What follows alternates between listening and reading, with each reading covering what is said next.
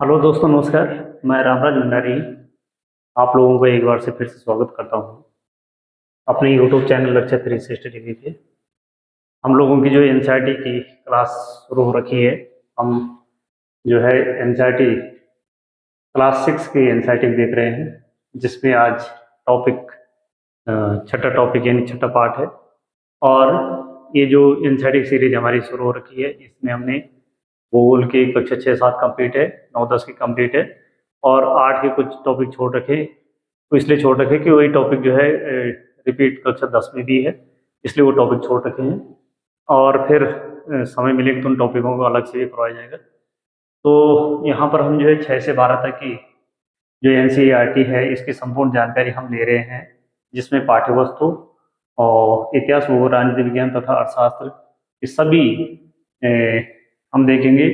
प्रतियोगी परीक्षाओं के लिए जो अति महत्वपूर्ण सारांश रूपी उपयोगी विषय वस्तु के रूप में देखेंगे। यहाँ पर मेरे 2 कॉन्टैक्ट नंबर भी हैं, आप मुझसे कॉन्टैक्ट भी कर सकते हैं। और यदि आपको वीडियो अच्छी लगती है और आपके जो है समझ में आते हैं, आपके जो है आपके कंसेप्ट क्लियर होते हैं, तो ये कंसेप्ट बेस पे है। ये जो है हम पूरे इस पे पूरा पाठ नहीं देख रहे हैं, बल्कि हम जो है सारांश रूप में देख रहे हैं, और जो परीक्षा की दृष्टि से महत्वपूर्ण है उसको देख रहे हैं। तो आज का जो टॉपिक है वो है नए प्रश्न, नए विचार।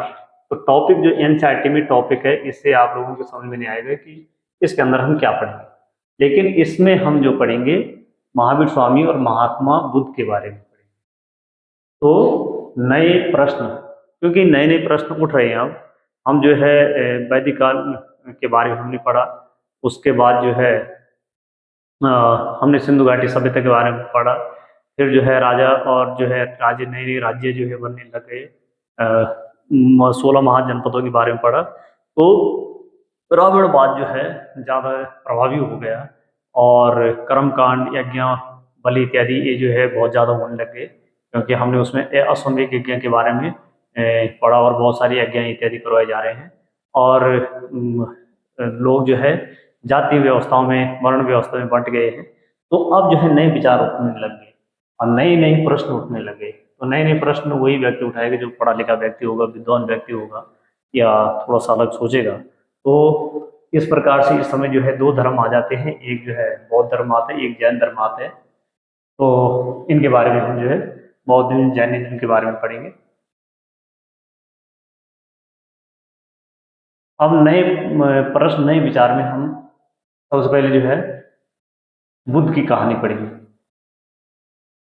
563 बीसी से 483 बीसी तक, 563 ईसा पूर्व से 483 ईसा पूर्व तक बुद्ध यानी 80 वर्ष तक इनका जो है 63 से 83, तो 80 वर्ष तक ये जीवित रहे। 80 वर्ष की आयु में इनकी मृत्यु हुई है। और ये जो है महात्मा बुद्ध बौद्ध धर्म के जो संस्थापक है। बौद्ध धर्म जो है काफ़ी प्राचीन धर्म है, लेकिन बौद्ध धर्म से ज़्यादा प्राचीन जो है जैन धर्म है। तो जो बौद्ध धर्म है उसके बारे में हम जो है यहाँ पर देखेंगे। तो 563 ईसा पूर्व में, यानी 563 ईसा पूर्व में महात्मा बुद्ध का जन्म होता है। और महात्मा बुद्ध का जन्म कहाँ होता है, हमने सबने पढ़ा हुआ है कि लुम्बिनी वन में, यानी जो कपिल वस्तु है, कपिल वस्तु के लुम्बिनी वन में जो है महात्मा बुद्ध का जन्म होता है। बचपन का नाम इनका सिद्धार्थ रहता है। पिता इनके शुद्धोधन रहते हैं, जो वहाँ के शासक थे, प्रमुख थे, बज्जी संघ के जो है प्रमुख थे। हमने बज्जी संघ के बारे में कल पढ़ा था। जब ये जो है नए राज्यों के बारे में महाजनपद काल में हमने पढ़ा था, तो वहाँ पे बज्जी संघ के बारे में पढ़ा था। तो वहाँ पे जो है बज्जी संघ के जो है शाक्य संघ के वंश के प्रमुख थे। माता इनकी महामाया थी। माँ का जो है इनके जन्म के 7वें दिन जो है मृत्यु हो जाती इनकी माँ की, और इनका पालन पोषण जो है इनकी मौसी गौतमी प्रजापति करती है।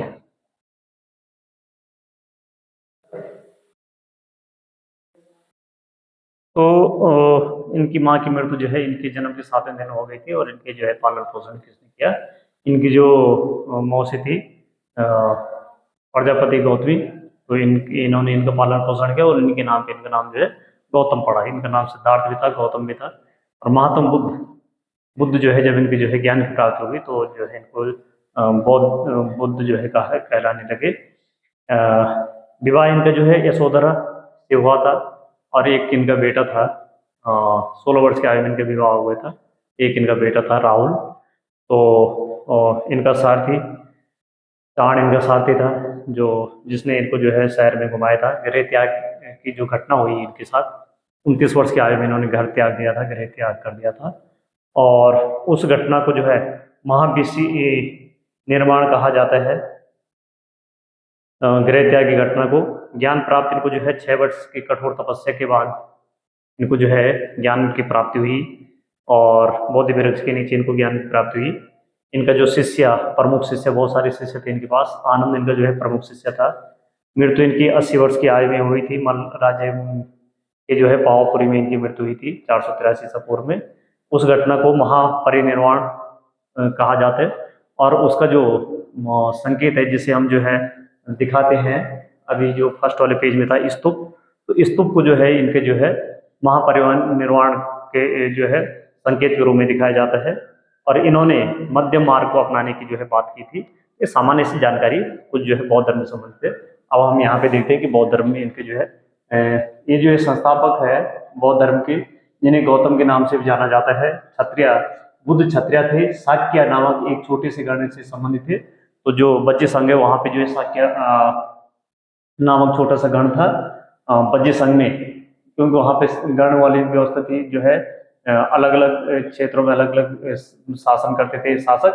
तो ज्ञान की खोज में उन्होंने घर को छोड़ दिया था। उन्होंने बोध गया बिहार में एक पीपल के नीचे, पीपल के पेड़ के नीचे, तो पीपल के पेड़ यानी जो है बोधि वृक्ष जिसे कहते हैं, तो वही पीपल का वृक्ष के नीचे कई दिनों तक तपस्या की।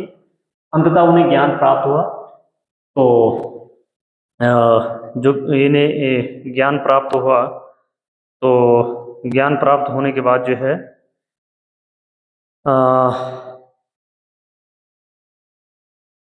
इसके बाद वे बुद्ध के रूम में जानेंगे। तो जब ज्ञान प्राप्त हो गए तो बुद्ध के रूम में जाने गए। यहाँ से वे वाराणसी के निकट स्थित सारनाथ में, जहाँ उन्होंने जो है पहली बार उपदेश दिया। तो सबसे पहले उपदेश उन्होंने कहाँ पे दिया? वाराणसी में दिया, सारनाथ में। बुद्ध की मृत्यु कुशीनारा में हुई थी। तो कुशीनारा में जो है इनकी मृत्यु हुई थी। बुद्ध ने शिक्षा दी थी कि वह जीवन कष्टों और दुखों से भरा हुआ है। तो इनकी शिक्षा में क्या था? इनकी जो फिलोसफी थी कि जो है जीवन कैसा है, कष्टों से दुखों से भरा हुआ है, और ऐसा हमारी किसके कारण होता है? हमारी लालसाओं के कारण होता है। और लालसाएं क्या होती है कि हमेशा जो है बढ़ती रहती है। तो जो कहा जा रहा है कि ये कभी भी पूरी नहीं हो सकती है, के कारण होता है। बुद्ध ने लिप्सा को, जो ये लालसा है, इसको तृष्णा कहा है। बुद्ध ने शिक्षा दी कि आत्म संयम अपनाकर हम जो है लालसा से मुक्ति पा सकते हैं। तो लालसा से मुक्ति कैसे पा सकते हैं? आत्म संयम। हमारी इच्छाएं बढ़ती जाती है। आज हमें जो है ये चीज़ चाहिए, कल वो चीज़ चाहिए, परसों वो चीज़ चाहिए, तो कभी भी, तो हमें आत्म संयम अपनाने की जरूरत है। तो इनकी शिक्षा में है कि आत्म संयम की बात उन्होंने की कि आत्म संयम अपनाए और हमारी जो ये लालसा है इससे हमें मुक्ति। तो ये स्तूप है, सारनाथ का स्तूप है।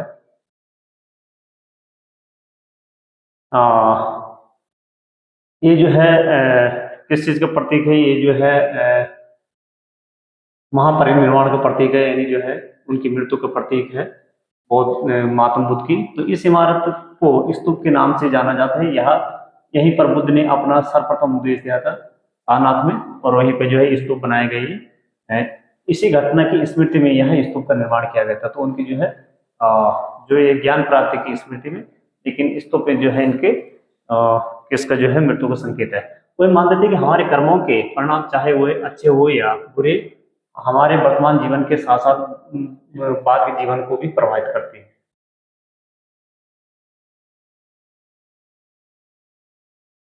तो क्या कहा जा रहा है कि बुद्ध क्या मानते थे कि हमारे कर्मों के परिणाम, चाहे वो अच्छे हो चाहे बुरे हो, हमारे वर्तमान जीवन के साथ साथ बाद के जीवन को भी प्रभावित करते हैं।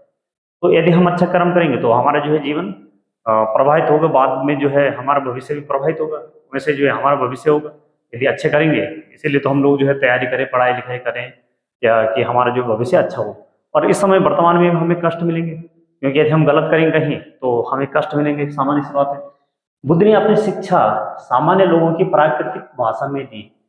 जन सामान्य की जो प्राकृतिक भाषा थी, पाली भाषा। तो पाली भाषा जो है प्राकृतिक भाषा थी, उसी में बुद्ध ने अपनी शिक्षा दी, इसे सामान्य लोग भी उनके संदेश को समझ सके। अब जो है ये जो हमारा जो है वैदिक धर्म था, जो हमारा जो है जो प्राचीन धर्म था, हिंदू धर्म था, उससे जो है सनातन धर्म था, तो उसमें जो भी शिक्षा थी, जो भी उपदेश थे, वो सारे संस्कृत में। संस्कृत जो जन सामान्य भाषा नहीं थी, पढ़े लिखे लोगों की भाषा थी, जो है अच्छे पढ़े लिखे लोग थे वही समझ सकते थे। तो बुद्ध ने इसका जो है विकल्प में ही ये धर्म आए और इन्होंने क्या किया कि अपने जो संदेश है वो जन सामान्य की भाषा में दिए।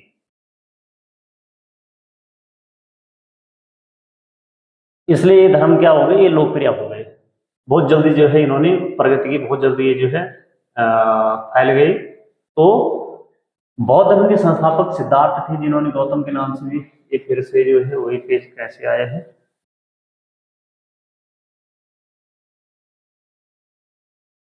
अब है उपनिषद। तो जिस समय जो है ये बौद्ध धर्म जो है, बौद्ध धर्म या जैन धर्म चल रहे थे, उसी धर्म उसी समय।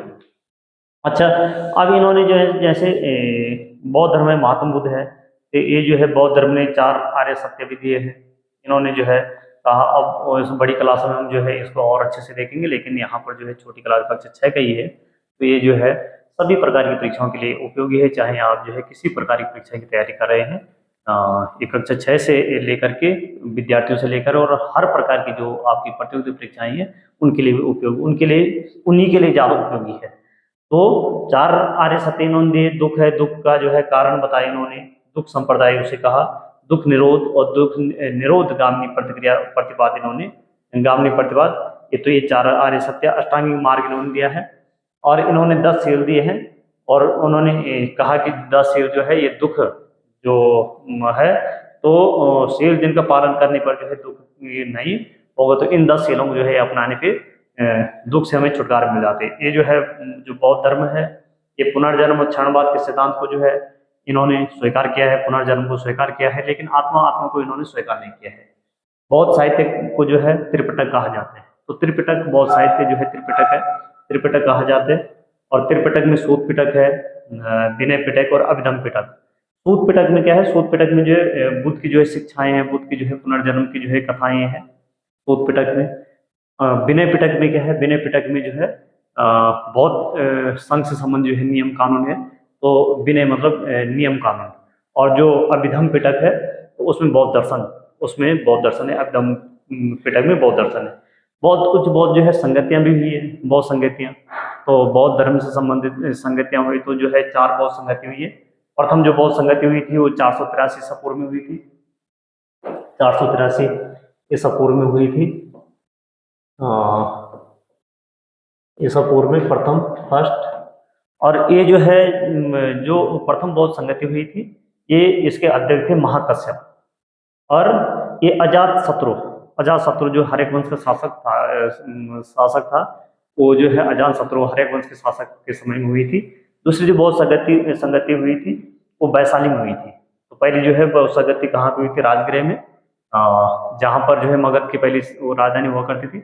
और बाद में मगध की राजधानी पाटलिपुत्र में हो गई थी, जिसका नाम वर्तमान में पटना है। और जो बौद्ध संगति है वो सबसे पहले राजगृह में हुई, दूसरी बौद्ध संगति वैशाली में हुई।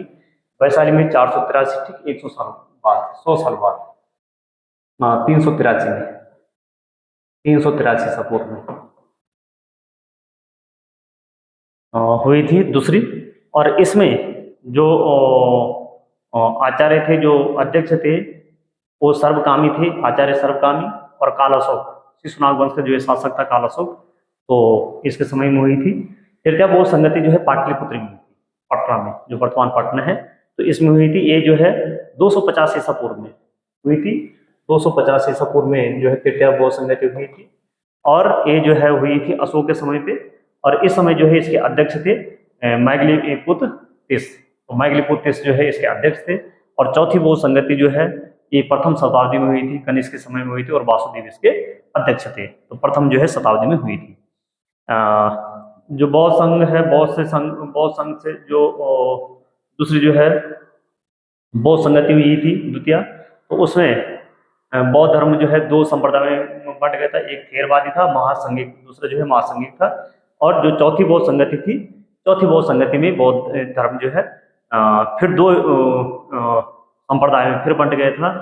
उसमें जो है एक हीनयान था, एक महायान था।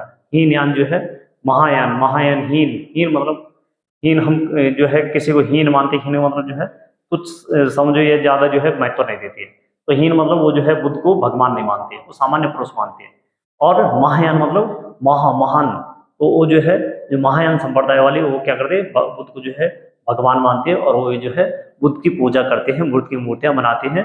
तो इस प्रकार से जो है बौद्ध धर्म दो उसमें बंट गया। अब इसी समय यदि हम देखें तो इसी समय क्या हुआ है कि इसी समय जो है उपनिषद भी लिखे जा रहे थे, वेदों के बाद जो है लिखे गए, वेद वेदांग उपनिषद।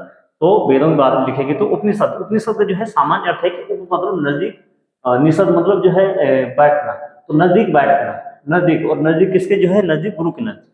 तो उपनिषद में दार्शनिक प्रश्न, इसमें क्या होते थे कि दार्शनिक प्रश्नों को जो है उत्तर दिए जाते थे। दार्शनिक प्रश्न गुरु और शिष्य के बीच में जो है वार्तालाप चलती रहती थी, और गुरु शिष्य जो है, शिष्य गुरु से, हम जो है बहुत सारे जो है बच्चे भी जो है टीचर से पूछते हैं, तो टीचर जो है बच्चों के जो है संतुष्ट करने के लिए उनके प्रश्नों को उत्तर देता है। तो यहाँ पर इनके उत्तर जीवन का वर्णन आत्मा तथा ब्रह्म अथवा सार्वभौम आत्मा के रूप में किया गया है। यहाँ पर जो है दार्शनिक प्रश्न का उत्तर किस रूप में दिया जाता था कि जीवन क्या है, आत्मा क्या है, ब्रह्म क्या है, अथवा सार्वभौम आत्मा क्या है, इसके रूप में किया जाता था। और फिर जो है वहां से कुछ जो है निष्कर्ष निकलता था, गुरु जो है शिष्य की जिज्ञासा को पूरा करता था। और उपनिषद उत्तर वैदिक ग्रंथों का हिस्सा है। ये कहा जा रहा है कि उत्तर वैदिक जो ग्रंथ है, वैदिक ग्रंथ, ऋग्वैदिक ग्रंथ, उत्तर वैदिक ग्रंथ। तो ऋग्वैदिक ग्रंथ में जो है ऋग्वेद लिखा गया, तो उत्तर वैदिक ग्रंथ में तीनों वेद और लिखे गए थे। इसी का हिस्सा जो है ये बताया जा रहा है। उपनिषद का जो शाब्दिक अर्थ है गुरु के समीप बैठना। इन ग्रंथों में अध्यापकों और विद्यार्थियों के बीच क्या होती थी, बातचीत होती थी, यानी वाद विवाद होता था। इसका ये संकलन है उपनिषदों में। अब जो है गार्गी है, अपाला है, घोषा, मैत्री जैसी स्त्रियां विचारकों का भी उल्लेख मिलता है उपनिषदों में, इनका भी उल्लेख मिलता है। इन्होंने जो है कुछ विदुषी महिलाएं थी, इन्होंने जो है इसमें वाद विवाद में भाग लिया करती थी। निर्धन व्यक्ति इस तरह के वाद विवाद में बहुत कम ही हिस्सा लेते थे। कोई जो है गरीब लोग कहाँ, जो है पढ़े लिखे लोग भी ज्यादा कौन होते जिनके पास पैसे हैं, तो बहुत कम हिस्सा लेते थे। इस तरह का एक प्रसिद्ध अपवाद सत्यकाम जावाल का है। तो एक जो है निर्धन, ये जो है गरीब है, इसका जो है एक उदाहरण मिलता है। वैसे जो है ये अपवाद रूप में मिलता है। नहीं तो सत्यकाम जावाल का नाम जो है उसकी माँ, उसकी दासी माँ के नाम पर पड़ा, तो इसका नाम जो है उसकी दासी माँ। अब गौतम जो ऋषि है, इन्होंने जो है गौतम नामक एक ब्राह्मण जो गौतम ऋषि थे, उन्होंने अपने विद्यार्थी के रूप में इन्हें स्वीकार किया था, सत्यकाम जावाल को, और उनको जो है क्या किया था, शिक्षा दी थी। तो वह अपने समय के सर्वाधिक प्रसिद्ध विचारकों में से एक बन गए। तो ये जो है हमने क्या देखा, उपनिषदों के बारे में भी देखा कि उस समय उपनिषद भी लिखे जा रहे थे। तो सब जगह तो एक जैसे वो नहीं चल रहा, कहीं जो है बौद्ध धर्म आगे, कहीं जो उपनिषद, कहीं वेदी, कहीं जो है लोग कैसे थे वो आदि मानव वाले जीवन जी रहे थे। अलग अलग जो है एक ही समय में अलग अलग जो है जगहों पे अलग अलग व्यवस्थाएं चल रही थी। और बौद्ध धर्म जो धर्म है, ये जो है मध्यम मार्ग को स्वीकार करते हैं, मध्यम मार्ग। और मध्यम मार्ग ही सबसे अच्छा मार्ग है। यदि मध्यम मार्ग जो है हम अपनाते हैं, बहुत ज़्यादा जो है किसी काम में या किसी चीज़ को जो है ज़्यादा महत्व देना, या जो है पढ़ाई लिखाई भी, तो यदि बहुत ज़्यादा तो भी जो है मुझे नहीं लगता कि बहुत ज़्यादा भी नहीं करनी चाहिए शरीर का, और बहुत कम भी नहीं। तो मध्यम मार्ग, हर चीज़ के लिए मध्यम मार्ग, खाने पीने से लेकर के, पैसों से लेकर के, हर जो मध्यम मार्ग वाले हैं वही सबसे अच्छे हैं। भारतीय जो ये भारतीय सर दर्शन की यह 6 पद्धति सर दर्शन, तो यहाँ पर जो है भारतीय जो दर्शन, इसकी जो है 6 पद्धतियाँ है, इसे सर दर्शन कहा जाता है। तो ये सर दर्शन कौन से, तो अब जो ये जो वहाँ उपनिषद लिखे जा रहे थे, तो सदियों से भारत द्वारा सत्य की बौद्धिक खोज का प्रतिनिधित्व दर्शन की 6 शाखाओं ने किया। एक कौन कौन सी थी, एक थी वैशेषिक, दूसरी थी न्याय, तीसरी थी सांख्य, चौथी थी योग, पूर्व मीमांसा, और वेदांत या उत्तर मीमांसा, वेदांत या उत्तर मीमांसा। तो इनके नाम से जाने जाती ये 6 जो है सर दर्शन है। दर्शन की इन 6 पद्धतियों की स्थापना क्रमशः, अब इनके जो है किस किस ने जो है ये किए हैं, तो वैशेषिक जो दर्शन है, वैशेषिक दर्शन के जो है जिन्होंने जो है वैशेषिक दर्शन का प्रतिपादन किया था वो जो है ऋषि कणद, वैशेषिक दर्शन ऋषि कणद। उसके बाद जो न्याय दर्शन है, न्याय दर्शन के जो है गौतम ऋषि, सांख्य दर्शन के कपिल मुनि। उसके बाद जो है योग दर्शन के हम जानते हैं पतंजलि, पूर्व मीमांसा जैमिनी, और उत्तर मीमांसा जिसे कहा जाता है, या जिसे जो है क्या कहा जाता है, वेदांत कहा जाता है, वो है और व्यास द्वारा की गई। तो ये जो है उत्तर मीमांसा बद्रायण, या जो है बद्रायण कहा जाता है, बद्रायण जो है व्यास द्वारा की गई है मानी जाती, जो आज भी देश में बौद्धिक चर्चा का दिशा देते हैं। जर्मन मूल के ब्रिटिश भारतविद फ्रेडरिक मैक्स मूलर के अनुसार दर्शन की इस 6 शाखाओं का विकास कई पीढ़ियों के दौरान व्यक्तिगत विचारकों के योगदान से हुआ। तो यहाँ पर जो है जर्मन मूल के जो है ये दार्शनिक थे, इन्होंने जो है भारतीय जो दर्शन है इनको पढ़ने में, इनको जो है समझने में काफी रुचि ली, और ये काम जो कर रहे थे ब्रिटिश के लिए कर रहे थे, अंग्रेजों के लिए कर रहे थे। तो ब्रिटिश भारत विद यानी भारत में रह रहे थे, भारत में थे, तो फ्रेडरिक मैक्स मूलर ने जो है इस पे काफी जो है अध्ययन किया, और इन्होंने क्या कहा कि जो है ये शाखाओं का विकास कई पीढ़ियों के दौरान व्यक्तिगत विचारकों के योगदान से हुआ है। यद्यपि ये एक दूसरे से भिन्न दिखते हैं, तदर्थ सत्य की उनकी समझ में आधारभूत तालमेल दिखते हैं। कहा जा रहा है कि एक दूसरे से तो भिन्न दिखते हैं, लेकिन जो अंतिम निष्कर्ष है वो जो है सब दर्शनों को एक ही है। यानी ये अंतिम रूप में जो है किसी न किसी शक्ति को मानते, किसी न किसी जो है ये जो है अंतिम जो है किसी न किसी सत्ता को स्वीकार करते हैं। अब हम देखते हैं जैन दर्शन, जैन धर्म। तो जैन धर्म जो है बौद्ध धर्म से पुराना धर्म। जैन धर्म जो इसके जो प्रतिपादक है महावीर स्वामी, वैसे जो है इसके 24वें तीर्थकार है महावीर स्वामी, लेकिन जो है इनको जैन धर्म के जो है प्रतिपादक जो है माना जाता है महावीर स्वामी को। तो प्रथम तीर्थकार इसके जो है ऋषभ देव थे।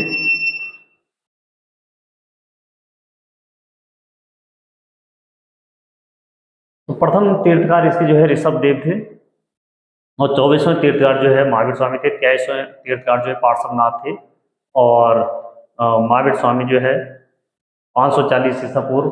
दो जो है तिथियां इसमें मिलती है इनके जन्म की, 599, 540, और एक जो है मृत्यु इनकी जो है 527 BC मिलती है, यानी 72 वर्ष की जो है आयु में इनकी मृत्यु हुई थी। और एक जो है इनकी मृत्यु है 427।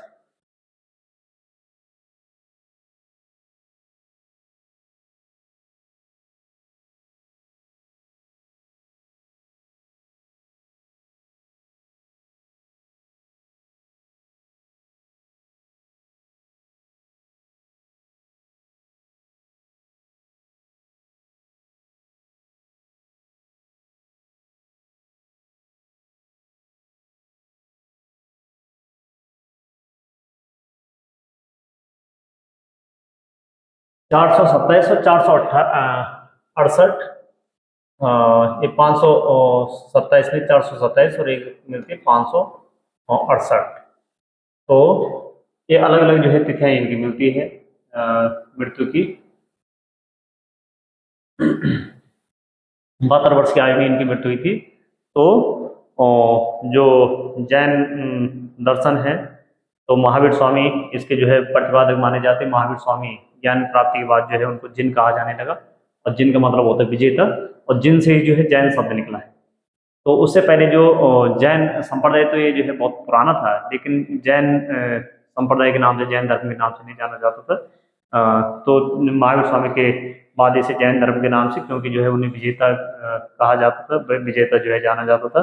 और इन्होंने जो है 30 वर्ष की आयु में जो है गृह त्याग किया था, और 12 वर्ष इनको जो है लगे थे ज्ञान प्राप्ति में। इनको जो है 12 वर्ष, महात्मा बुद्ध को 6 वर्ष लगे थे। तो पिता इनके जो है सिद्धार्थ थे, बजे संघ के जो है ज्ञानतरंग वंश के जो है थे। माता इनकी त्रिशला थी, लिच्छवी वंश के जो है प्रमुख चेटक की बहन, लिच्छवी वंश के जो है प्रमुख जो चेटक की बहन थी। तिरसला, और बचपन का नाम इनका वर्धमान था। वर्धमान जो है इनका बचपन का नाम था। विवाह इनकी यशोदा नामक जो है युवती से हुआ था। और पहला जो है शिष्य इनका जामिली था, जामाली था। तो जामाली इनका जो है, जो इनकी पुत्री थी, उनका जो है इनका दामाद था जामाली। और ज्ञान प्राप्ति यानी जो है ज्ञान प्राप्ति के बाद जो है कैवल्य, कैवल्य, कैवल्य का मतलब होता है ज्ञान प्राप्ति। तो कैवल्य जो है 42 वर्ष की आयु में इनको जो है ऋजुपालिका नदी के तट पर जो है जाम्बिका नामक ग्राम में हुआ था।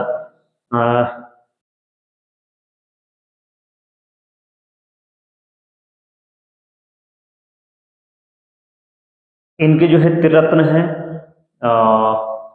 तो इनके त्रिरत्न है सम्यक दर्शन, सम्यक ज्ञान और सम्यक जो है चरित्र, जो है इनके त्रिरत्न है। बौद्ध दर्शन के जो है त्रिरत्न है, संगम शरणम गच्छामि, दामम शरणम गच्छामि और बुद्धम शरणम गच्छामि। और इनकी जो है कर्मवाद आत्मक की जो है आत्मा की अमृत और पुनर्जन्म को जो है इन्होंने कर्मवाद, आत्मा की अमृत और पुनर्जन्म को इन्होंने स्वीकार किया। अनेकतावाद और स्यादवाद इनके जो है सिद्धांत है इनके जैन धर्म के। इनका जो है जैन धर्म जो है दो भागों में बंट गया था। एक जो है श्वेतंबर, एक दिगंबर।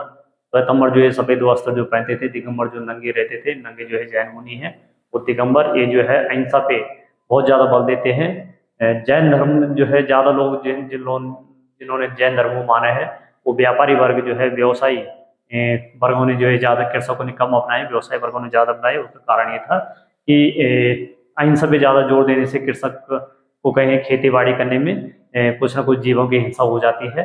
तो इसलिए जो है व्यापारी ने जो है इसको ज्यादा अपनाया।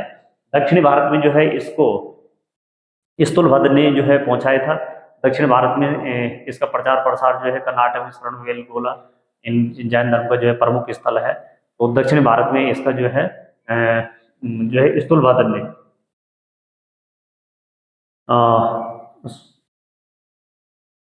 भद्रभाव, सॉरी भद्रभाव ने, स्थूलभद्र तो हुआ ये था कि मगध में जो है जो मगध चंद्रगुप्त मौर्य के शासन के समय में, चंद्रगुप्त मौर्य की जो है शासन काल में मगध में अकाल पड़ा था।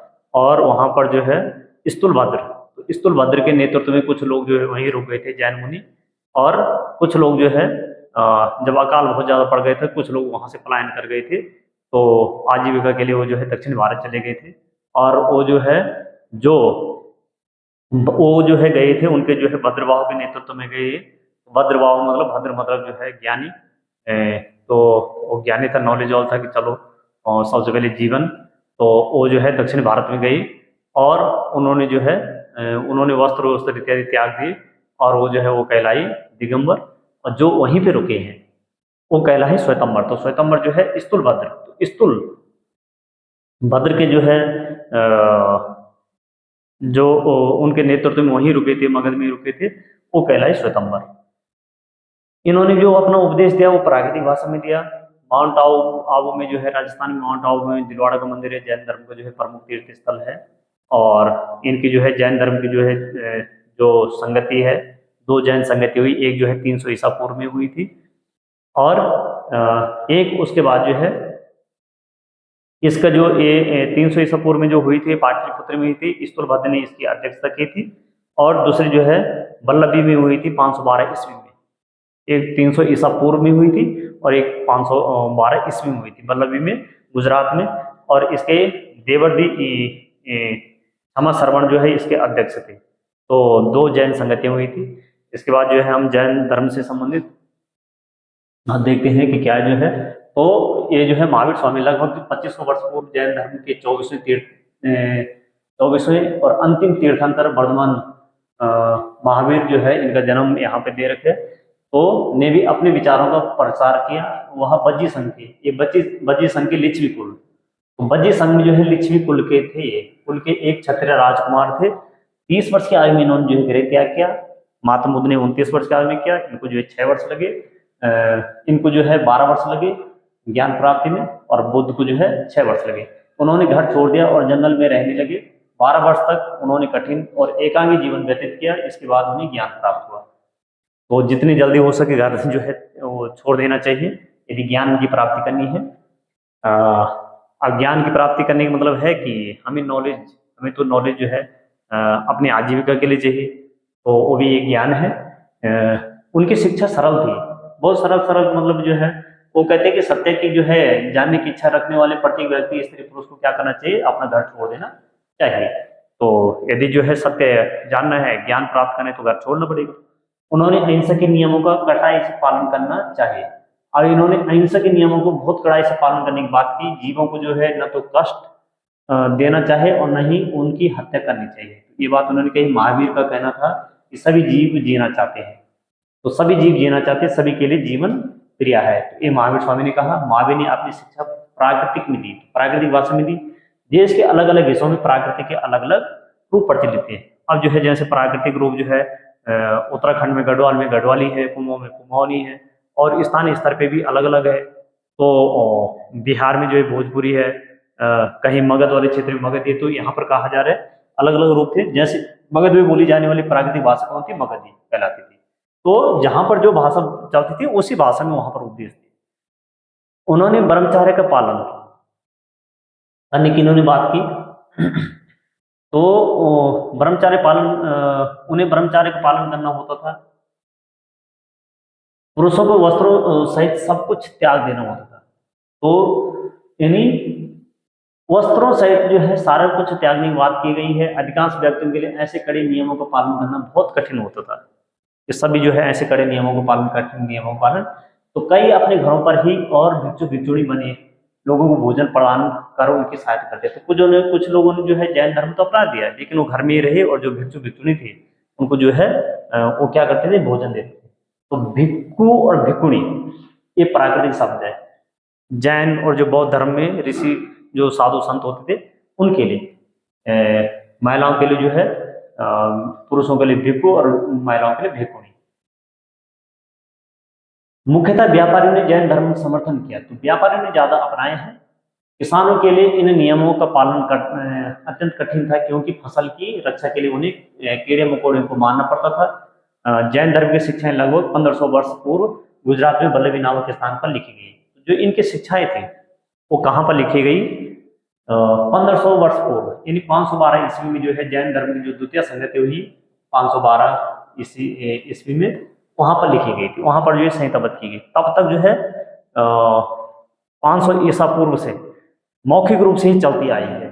तो जैन का जो है शब्द का अर्थ है जिन शब्द से निकला हुआ है, जिसका अर्थ क्या है? विजेता, यानी जो है विजेता से, और यहीं से जैन जो है निकला हुआ है। अब जैन धर्म में महावीर तथा बुद्ध दोनों ही, जो महावीर है और बुद्ध है, इन दोनों का मानना क्या था? कि महावीर तथा बुद्ध दोनों का ही मानना था कि घर का त्याग करने पर ही सच्चे ज्ञान की प्राप्ति हो सकती है। तो ये दोनों ही ये मानते हैं कि घर का त्याग, सच्चे ज्ञान के लिए घर का त्याग। ऐसे लोगों के लिए जिन्हें संघ नामक संगठन बनाए, जहां घर का त्याग करने वाले लोग एक साथ रहते थे। तो एक साथ रहते थे, तो इससे जो है संघ कहा गया, संघ नामक संगठन। अब संघ, ये जो संघ है, संघ में रहने वाले बौद्ध भिक्षुओं के लिए बनाए गए नियम विनय पिटक नामक ग्रंथ में थे। तो बौद्ध जो है संघ के, जो बौद्ध धर्म है, इसके जो है, इसके जो साहित्य है वो त्रिपिटक में है। त्रिपिटक में जो है एक अभिधम पिटक है, विनय पिटक है, सूत पिटक है। तो सूत पिटक में क्या है कि बुद्ध की जो शिक्षाएं हैं, बुद्ध पुनर्जन्म की कहानियां हैं, और विनय पिटक में जो है नियम कानून है, और जो है अभिधम पिटक में बौद्ध दर्शन है। तो विनय पिटक में नियम कानून है। विनय पिटक से हमें पता चलता है कि संघ में पुरुषों और स्त्रियों के रहने की अलग अलग व्यवस्था थी। तो इसी में जो है बात है, सभी व्यक्ति संघ में प्रवेश ले सकते, सब ले सकते थे संघ में प्रवेश, लेकिन कुछ जो है बंधन थे कुछ लोगों को जो है। हालांकि संघ में प्रवेश के लिए बच्चों को अपने माता पिता से, यदि बच्चे कोई प्रवेश लेना चाहे तो माता पिता से आज्ञा, तो जो है तभी जो है संघ में। दासों को जो है किससे लेना पड़ेगा? अपने स्वामी से। राजा के यहाँ जो है कोई काम कर रहा है तो उसको किससे लेना पड़ेगा? राजा से। तथा कर्जदार है उसको किससे लेना पड़ेगा? अपने देनदारों से अनुमति लेनी होती थी। एक स्त्री को अपने पति से अनुमति लेनी होती थी। यदि स्त्री को जो है संघ में प्रवेश करने, उसे किससे अनुमति लेनी होती थी? अपने पति से। अब संघ के लिए क्या और क्या नियम थे?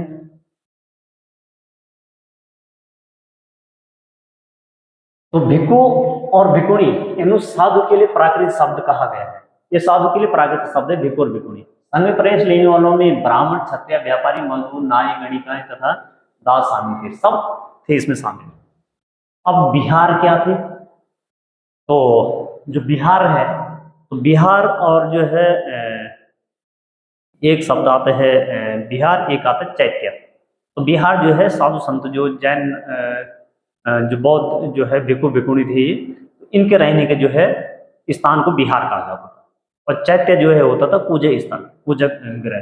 तो बिहार जैन तथा बौद्ध भिक्खु पूरे साल एक स्थान से दूसरे स्थान घूमते उपदेश दिया करते थे। केवल वर्षा ऋतु में यानी 4 महीने यात्रा करना कठिन हो जाता था, वो एक स्थान पर ही निवास करते थे, एक स्थान पे। तो उस स्थान को कहा जाता है बिहार। और वहां पर क्या करते थे वो, वहां पर जो है वो जो है वहां पर पूजा पाठ इत्यादि करते थे। और वहां पर जो है जो कोई उन्होंने कोई उस अन्य टाइम पे जो है कोई भी कुछ गलत इत्यादि कर दिया है, उसके लिए जो है वो पश्चाताप इत्यादि भी करते थे। तो कई शरण स्थल बनाए गए थे, तो बहुत सारे बिहार बनाए गए थे, इन्हें ही बिहार कहा गया। गुफाओं को काट करके बहुत सारे जो है, तो पश्चिम भारत में विशेषकर कुछ बिहार पहाड़ियों को खोद कर बनाए गए। तो पहाड़ियों को खोद कर बनाए गए थे। प्राय किसी धनी व्यापारी, राजा और अथवा भूस्वामी द्वारा दान में दी गई भूमि पर बिहार का निर्माण। तो बिहार जो है वहां पर भी निर्माण किया जाता था उस भूमि पे, कि किसी संपन्न जो है व्यापारी ने या कि राजा ने या कोई बड़ा भूस्वामी ने कोई जो है जमीन दान दी है, वहां पर भी उनके लिए बिहार बनाया जाता था। अब बिहार से संबंध जो है कुछ और है। बौद्ध धर्म उपमहाद्वीप के विभिन्न हिस्सों के साथ साथ बाहरी क्षेत्रों में भी फैला। अब बौद्ध धर्म जो है उपमहाद्वीप यानी जो भारत उपमहाद्वीप है यहाँ पर तो फैला, लेकिन वहां से बाहर भी फैला। जैसे हम जो चाइना में बौद्ध धर्म बहुत ज्यादा है। श्रीलंका में बौद्ध धर्म बहुत ज्यादा है। तो उसके बाद बहुत सारे जो है देशों में बौद्ध धर्म जो है बहुत है, बहुत हिंदू लोग। तो जापान में बौद्ध धर्म की एक नई धारा महायान का विकास हुआ, हीनयान और महायान। एक नई धारा महायान, इसकी दो विशेषता थी। इसकी पहली विशेषता क्या है जी, महायान ने क्या मानना है, बुद्ध को देवता मानने, भगवान मानने। तो इसकी विशेषता की पहली जो है, मूर्तियों में बुद्ध की उपस्थिति सिर्फ कुछ संकेतों के माध्यम से दर्शाई जाती है। मिसाल के तौर पर उनकी निर्वाण प्राप्ति। तो निर्वाण प्राप्ति यानी उनकी जो है मृत्यु को पीपल के पेड़ की मूर्ति द्वारा दर्शाया गया जाता था। अब बुद्ध की प्रतिमाएं बनाई जाने लगी।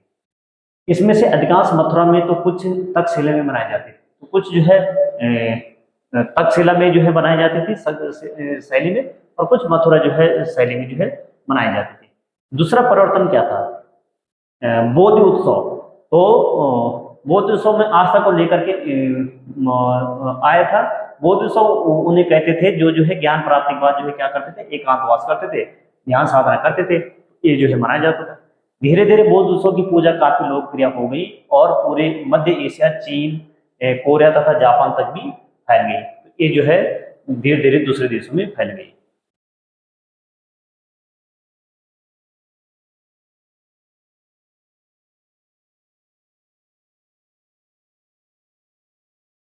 बौद्ध धर्म दक्षिण पूर्व की ओर श्रीलंका, म्यांमार, थाईलैंड तथा इंडोनेशिया सहित दक्षिण पूर्वी एशिया के अन्य भागों में फैला था।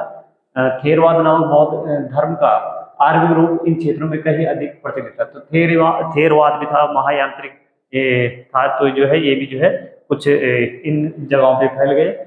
और जैसे हम जो है पढ़ते हैं कि श्रीलंका में अशोक ने जो है अपनी पुत्री और पुत्र पुत्र महेंद्र और जो है पुत्री संघमित्रा को जो है भेजा था बौद्ध धर्म के जो है प्रचार प्रसार के लिए। तो कुछ तीर्थयात्री है जो आए थे। तो तीर्थयात्री वही स्त्री पुरुष होते थे जो प्रार्थनाओं के लिए पवित्र स्थानों की यात्रा किया करते थे। इसी तरह भारत की यात्रा पर अन्य आए चीनी बौद्ध तीर्थयात्री फासियान काफी प्रसिद्ध थे। यह करीब 1600 साल पहले, तो 1600 साल पहले कहा जा रहा है कि 1600 साल पहले आए थे।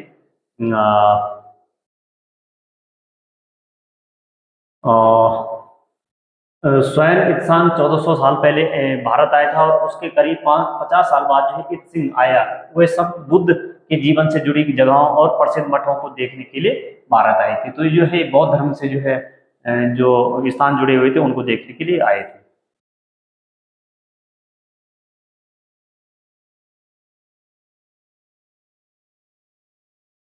तो तो एक कुछ जो है गुफाएं हैं, कुछ जो है विहार बनाए गए हैं पहाड़ियों को खोद करके। कितना जो है सुंदर से जो है इसको बनाए गए हैं, पहाड़ियों को खोद खोद करके बनाए गए हैं पूरा। तो एक पहाड़ी को काट करके बनाई गई है एक गुफा है यहाँ काल्य, वर्तमान महाराष्ट्र में स्थित एक गुफा है। भिक्खु भिक्खुणी इन शरण स्थलों में रह करके क्या करते थे, ध्यान किया करते थे। तो जो बरसात का टाइम होता 4 महीने यहाँ पर ही ध्यान किया करते थे।